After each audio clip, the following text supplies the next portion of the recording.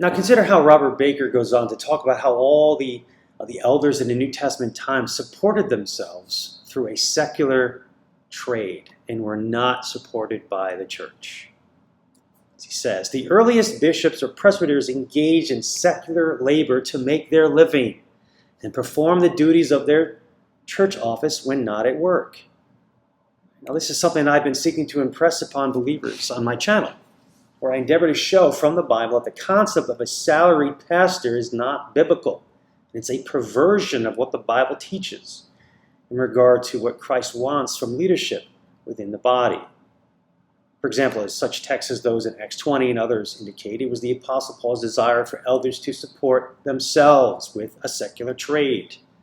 That's exactly what happened in New Testament times, even as Robert Baker, the church historian, makes clear. Now let's continue on with what Robert Baker writes about in regard to the origin of the full-time pastor. He says, as Christians increased in number and financial ability, the best qualified leader was asked to resign his secular labor and give full time to the religious task. It became his business to oversee, the meaning of the word bishop, the work of the Christian community.